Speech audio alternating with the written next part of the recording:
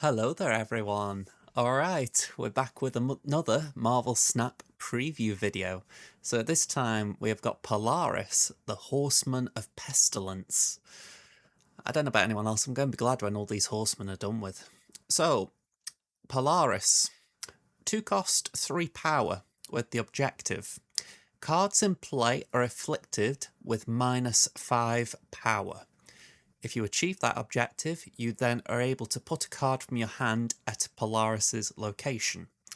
So, in principle, this is kind of nice. You know, if you play this in certain decks, you're doing things that will will be contributing to your game plan anyway, and Polaris will help you achieve that just very passively.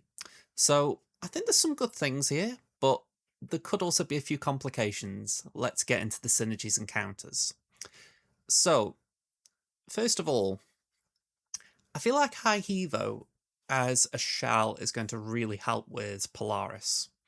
We've got we've got Cyclops, which will be afflicting negative power. We've got Thing that afflicts negative power. We've got Abomination that likes negative power, or at least enemy negative power.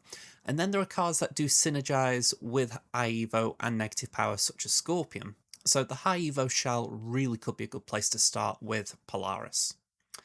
Then we've got the more traditional affliction packages that I'm typifying with Hazmat. You know, just imagine you've not actually done anything negative at all by turn 6. You could play a Hazmat, Polaris would trigger, and potentially there would be a guaranteed pull from hand. So affliction should really like Polaris. And then the final card coming to mind, arguably you could include it in an affliction package, but I wanted to highlight US Agent in particular here because the metagame at the moment, it's really dominated by high power cards. So, well, not high power, sorry, high cost cards. We're looking at Star-Lord Master of the Sun, we're looking at Fin Fang Foom, we're looking at Xiao Lao. Xiao Lao does tend to buff lower costs, such as Kitty Pryde, but notably it does go for cards like Scarlet Spider. So US Agent recently got an inadvertent buff by now afflicting enemy cards that are four or more power.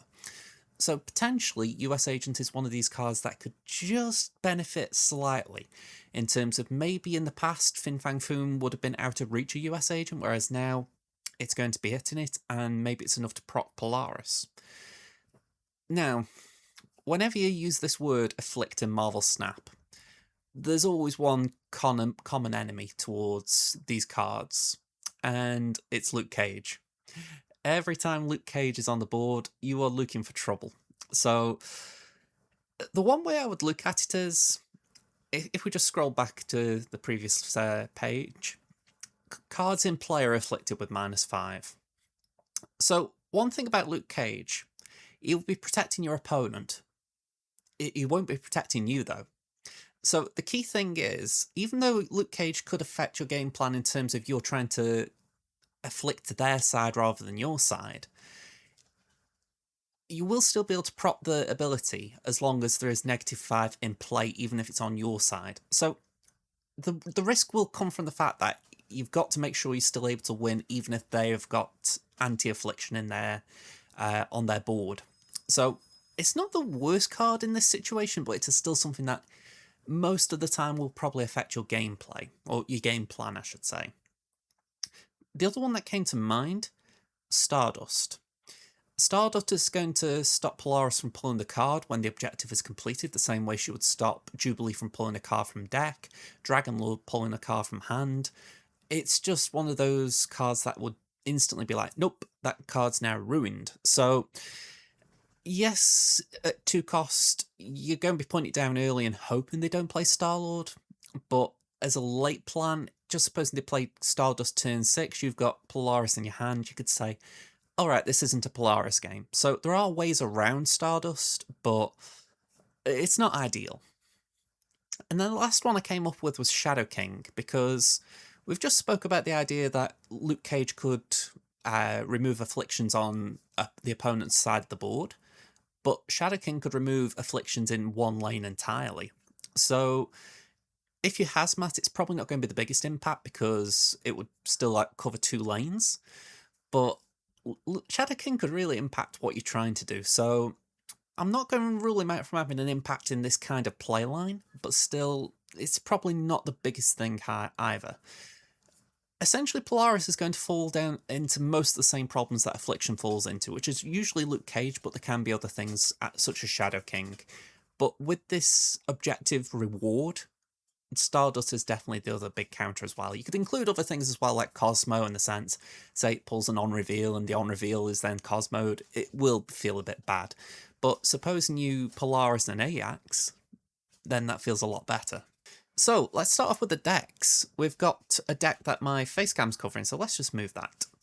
Here we go. We've got the High Pestilence deck.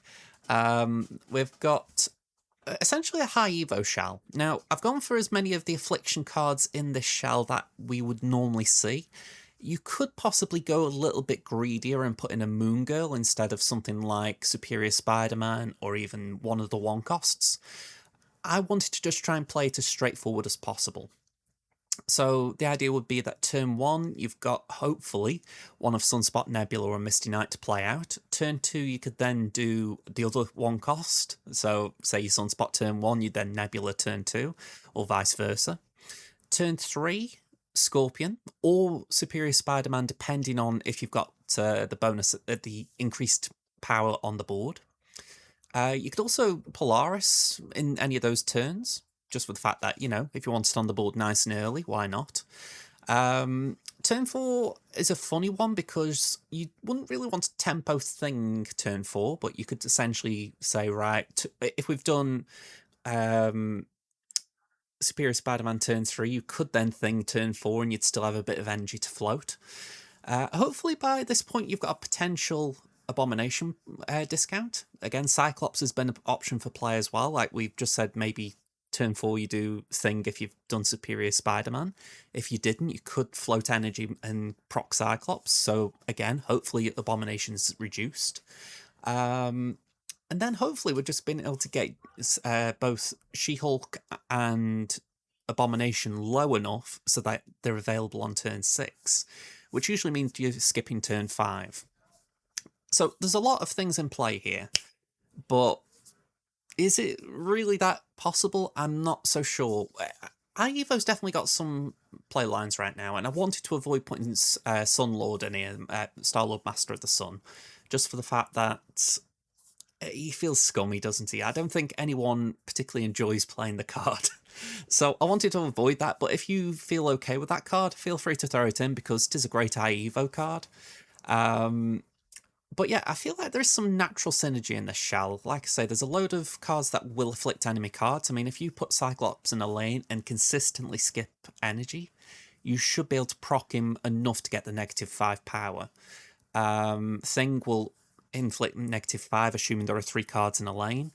And Scorpion will inflict an entire hand. So again, there are plenty of ways to get Polaris to where she needs to be. But it all depends if it's worth the reward. I think that's the question. I mean, arguably you might want to have Polaris pulling Hulk. So if you could get the Affliction to only land by turn 6, that would be beautiful. Because then, as I said, if you float turn 5, you could potentially do Abomination and She-Hulk. You know, they might not be reduced enough, but they could be reduced just to play them both. And then Polaris could pull Hulk from your hand. That would be a sweet turn 6. So this is all of what's going in my head with this kook, but equally, there's nothing too crazy about this, right? It's just a high Evo shell with Polaris. So, yeah, I like it, but I'm curious if there's something more interesting that we can kook. I'm not even going to say that this is more interesting yet. Magnetic Toxicity. I wanted to do what was an old-fashioned kind of toxic deck. So rather than doing a Quicksilver Domino starting line, I wanted to go for something that was a bit more varied in the opening. So we are only going for the 1/1 cost in Silver Sable, but then we've got 3/2 costs in Polaris, US Agent, and Scorpion. I feel like Scorpion's going to be a really good activator for Polaris, just for the fact that if you start with a couple of cards in hand, you've had to skip a turn or 2, that will be quite a few cards that get debuffed. Add into that we could do a wombo combo of Scorpion, Cassandra, Nova. Again, I just think that could be brilliant, because that would pretty much guarantee most cards are going to be afflicted. Luke Cage is just to protect our own side of the board, Red Guardian, useful bit of tech if anything, but also it will afflict negative power. Hazmat for me will be a perfect turn 6 play. Caliban, you probably want Caliban down as soon as you can, really. So if you don't do it turn 3 because you've got Cassandra Nova, you want her to afflict as much as possible. I would say Caliban is your next play on turn 4. Maybe not, depending on if you've got Anti-Venom, because I feel like you do have to play Anti-Venom fairly early. But yeah, it all depends on what's in your hand at that point. So you've got to weigh it up based on your judgment calls. Man-Thing. Man-Thing's just going to be great if your opponent's got a load of 3 or lower cost cards on the board in a lane. So love that as a bit of tech as well. And as I mentioned before, I feel like Ajax could be a really good target for Polaris. Obviously, it's a random pull, so you can't target it per se. If you are able to manipulate your hand, then maybe you could pull Ajax and then add maybe a 3 cost and another 3 cost available for turn 6. Or maybe that's what I'm thinking anyway. So yeah, I think a typical Affliction deck has got some potential. I'm looking at this in the Series 5 pool. That is quite a lot. I can understand if it's maybe not a budget deck, at least compared to the High Evo Shell, where if we just go back a second, 2 Series 5 cards, and then, 5 starters, 2 Series 2 and 2 in Series 3. Yeah, it's a little bit more friendly, that. Whereas this one, not so much. So I respect anyone who's like, you know what, I haven't got half of these cards, I can't run it. But what's the final kook? What's the final deck I'm going to suggest? I feel like I've got a thing for Galactus where I keep pulling towards it. So this is where I've gone, right? We've got Polaris as sort of a plan B of sorts, right? Where essentially we're thinking, can we do Selene shenanigans? Now, I'm laughing at this, right? Because I feel like I have missed a card in this deck, if I'm going to be honest. I've gone for negative power rather than afflictive negative power. So this is definitely a work in progress. Do not run this for Polaris. But I like the idea that you were able to Selene, and it's an instant -3. So could you do something else? And this is where I went wrong. I didn't put another activator in. Now, for me, the simple answer to that would be Grandmaster. So when I was sort of building this deck, I was like, all right, what? I remember there was a point when I didn't really know what my final card was going to be. And that turned out to be Cersei.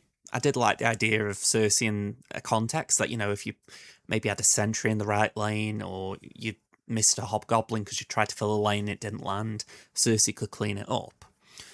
But we've got Merlin that could do a similar thing in terms of it's got the polymorph skill, it's got I can't remember the once and future skill, sorry, that's able to put a card back in your deck.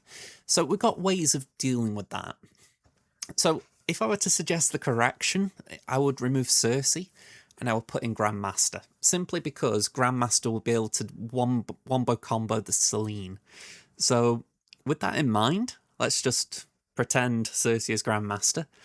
You could do turn 1 Selene, assuming you've got a nice target in hand, such as Hood, such as Green Goblin, such as Hobgoblin. Then turn 2, potentially Grandmaster. If you haven't got Grandmaster in hand, you could always do Hawkeye for tempo to get an acid arrow in your hand, or maybe Merlin just to get some skills ready. Hood is also a very good target in this situation if you've got Selene, just for the fact that it would turn it into a -6. Also, Polaris. Polaris is going to be one of our, obviously, the card we can play, so no harm in playing it early. Then Green Goblin, I feel like, should be a very easy card to play out compared to Hobgoblin. It's earlier in the game, so it should be fairly easy to get it on the board. From there, I think it all depends what you've done up to this point. So Viper's a good option if you've maybe played Hood, and it's got either -3 or -6 power, so you could then Viper that over. If not, maybe you could use the acid arrows with another 2 cost. So, the acid arrows, Kate Bishop's arrows, hopefully an acid arrow, in conjunction with a Merlin, a Polaris, likewise maybe a Merlin skill with Kate Bishop. So there are potential options there for turn 3 if you haven't got Green Goblin. And then from there, I feel like it does play quite naturally in a junk style deck. So Sentry, you could then Annihilus the Void, you could Hobgoblin in another location and then Annihilus. If you're all wondering where the G-Man comes into this, it's essentially the pièce de résistance. If you manage to actually junk up a lane, you can essentially say, right, you've got a load of negative power here, G-Man wins. Do I think this is likely to do well for climbing? No. I think this maybe has a bit of potential when it comes to something like Conquest, just for the fact that you might be able to sneak some wins with Galactus there. If not, you might be able to just junk up a few lanes. But I definitely feel like this is a meme deck, and I feel like I try to do one of these each time, because I don't want to just be suggesting archetypes that are always existing. But like, take last week when we had Archangel, I did try to play the suggested deck I did, the meme suggest deck last time, where I had not Sentry, when I had Atuma and I'm trying to remember what the other card was, Zombie Captain Marvel. It didn't pan out, I'll be honest, it just did not pan out. So likewise, I will have a go with this deck, granted Grandmaster instead of Cersei, but yeah, I'm not overly optimistic again. I think there is a challenge in making a deck like this work, but I want to see if there can be a final cook in it, because there's things that will go wrong for sure. I mean, Polaris is pulling a card from hand. I cannot say in good conscience that pulling Galactus will be a good thing, but on the off chance, right, I'm just thinking as we're going along here, which has happened a few times with these meme decks. Supposing you did your playline, so you got your Selene, you then Polaris, you've Selene the Green Goblin, so you play that in the middle. Then I'm just playing this through in my head. You've got Grandmaster and Merlin, so you Grandmaster the Selene into the middle. You Merlin.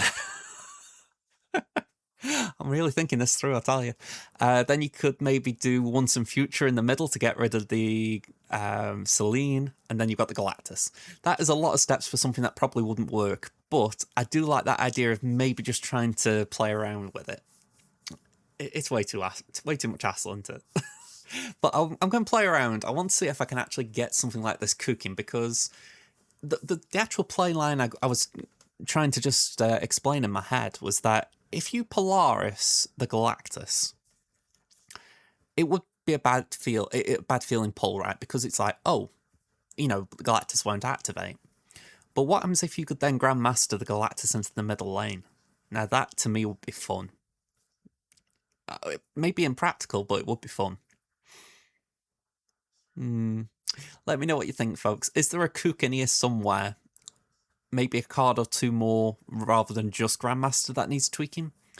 Or am I just really in the meme cope train? Yeah, let me know, folks. With that said, that is my preview for Polaris. So if you want my final thoughts on the card, I do think it's going to be quite good for these Affliction decks. I think there might be a few interesting play lines, if not the Galactus one, but there might be a few cooks that I'm not actually seeing here and now. But I can't imagine it's that tricky to afflict -5 power. I mean, another synergy I didn't even suggest, which could have some potential, is Claire. I mean, that is -3 when you play the skill. I mean, that is quite a lot. That, again, you want to activate that clear as often as possible, so potentially clear alone could do something really fun for just pulling, having the ability to activate Polaris. So, again, I think there's quite a lot of things that she could be capable of. But yeah, we're going to have to find out, aren't we? So, let me know your thoughts in the comments, folks. Me personally, I think she's going to be a solid card if you are being prudent with your tokens, and I would not go out of my way to get it unless you really like Affliction decks. Again, I've said it before, I do believe if you have the means to try and get a card a week, you should try and keep up the seasonal packs, just for the simple fact that it's better to get a card than not get it and then pull a card you didn't want. That is my general philosophy, but as I've said, we're doing a free-to-play series as well, so maybe once I start opening these Series 5 packs, I'm going to have a difference of opinion, so we'll soon find out there. But let me know what you think, as I've said, folks. And yeah, we'll be back tomorrow with a deck. Well, we'll probably do one of the 3 decks we suggested here. Most likely High Evo. I don't think I've played High Evo in a little bit, so we'll probably run the High Evo deck. So if you're interested in that, tune in tomorrow.